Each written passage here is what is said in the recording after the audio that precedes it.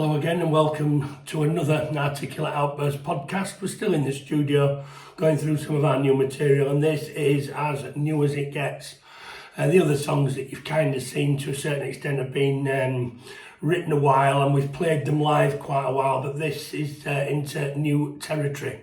This is The Song That Cried Wolf.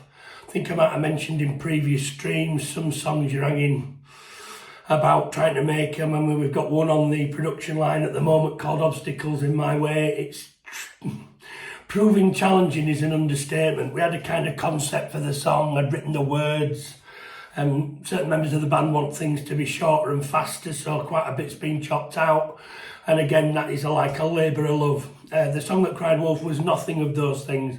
Song That Cried Wolf turned into a jamming session. I'd already had some words and a concept for the song, which was pretty much about how music can be interpreted in many ways, hence The Song That Cried Wolf. So here's us larking about in the studio. So there's a little bit of tuning up to be doing, a little bit of Mickey taking, and that's the kind of part I really like about, we're all very different characters in the band, but you don't really see each other socially that much. I see the director a lot more than the others because he's a neighbour, he's not far, just lives down the road from me. But the rest of them we kind of only ever get to meet when we're in the studio, so it's quite a bit of male bonding, larking about, messing about in the band. So here's us tuning up before we go into it. Scudbill sofa called Scudbill.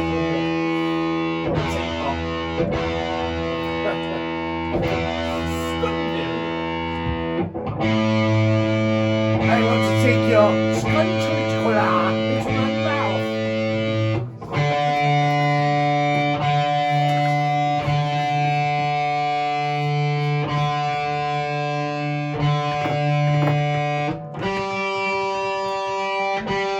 Yeah, what have you been doing to that guitar? Concert pitch. It's where it's... This is tuner. You've been down tuning it for some metal live. I've tuned it up on that. It's weather, isn't it? They're all over the place. Basses are not so bad, are they? But Well, not a fucking American Fender jazz bass. It's an awesome neck and truss rod. So as you can see there, that's just us buggering about and just taking Mickey. Grant, our producer, and the unknown, our bassist, know each other from previous bands and previous incarnations together. Excuse me, I've not been able to get rid of this cough. I've had it for a couple of weeks now, it's getting really annoying. But then I think I've heard it quite a few times everywhere else. It looks like it's going round. Can't get on top of it or behind it. So there we go. Here's The Song That Cried Wolf in its infancy. And then what I'm going to do is I'm going to go straight into the longer version of it, and that's us recording the bass tracks. I think I mentioned it before in the studio. We all play together and we all sing the song as if it was live, and then we overdub or record our bits separately after that. It's quite interesting really to see us all kind of in different rooms playing it as effectively as it would be live, except the Porter's in a different room on drums. And obviously it's recorded by our producer, so the camera angles are a little bit wild, but I think it works. It was being waved about a fair old bit, and I thought to myself, well, that might make people a bit dizzy, but I think it works. So let us know what you think in the comments. Send me an email. I know a lot of people prefer to email me rather than have comments public, if you like. And I'll leave it with that. So that's us.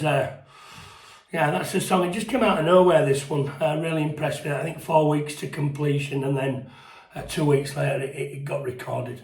So enjoy.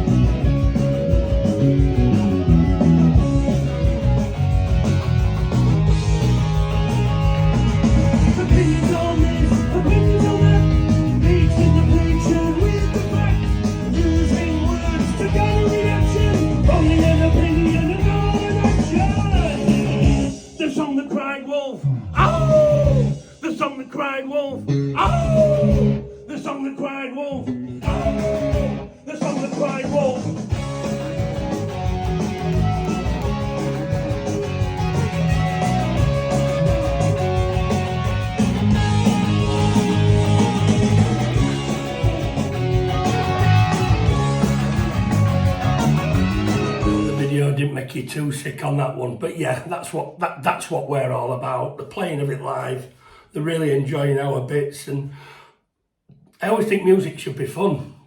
I know a lot of people take it seriously, and so do we at certain times, but you know, sometimes a little lacking about a bit of male bonding and a little bit of fun and games goes a long way to increase the relationship between us all, and just a little bit of banter and a little bit of collective fun. So what I'm going to do now is, this is us listening back to the song. Sometimes you might play it and everyone's kind of like thinking it's okay, and then we kind of listen back, and there we know where the work's going to start. And this is why time in the recording studio is incredibly precious, and this is where it can run through your fingers pretty quickly, because each individual, the drums stay as they are, by the way, but then obviously we've got to put the bass on. That can be 3 or 4 takes, sometimes more. Then obviously guitars and bass, and then obviously I'm final with the vocals. Although it looks like it's easily put together in these clips, but that's not necessarily true. It does have a tendency to kind of drag on, and the beauty of having a producer that knows your sound is that he can hear and see things we cannot. He can say, look, that needs, because sometimes, because we've all been working on it together, you can be too close to the, too close to the coal face, if you like, and you cease to be objective. And that's why we think Grant at Loom Studios, another plug for him, he's really, really good at identifying what it is that you're hoping to achieve, how you're best going to put it together, and what he can deliver for you. So yeah, it's a great relationship we have with Grant.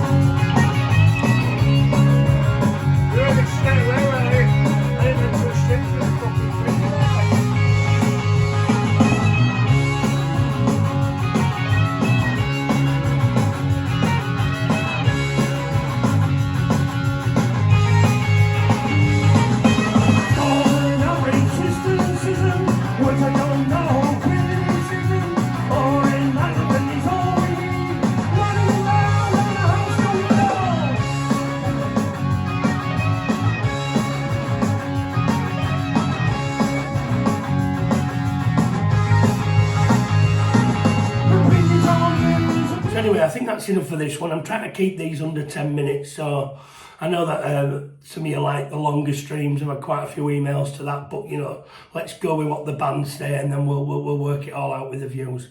So I'll see you all in the next one. Another new song coming your way.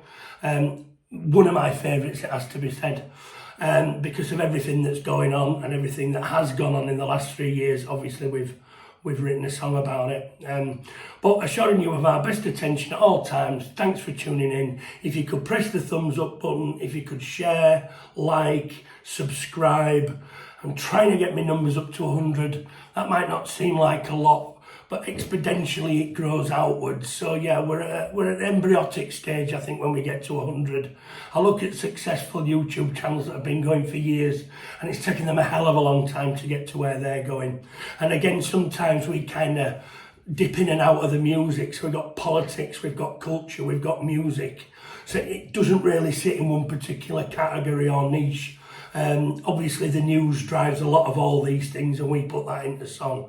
So again, the channel's finding its feet, but if you could please like, subscribe, and ring the bell for notifications, it'd be so much appreciated. Obviously a lot of this is down to the support you give us, and I'm eternally grateful for. Thanks again.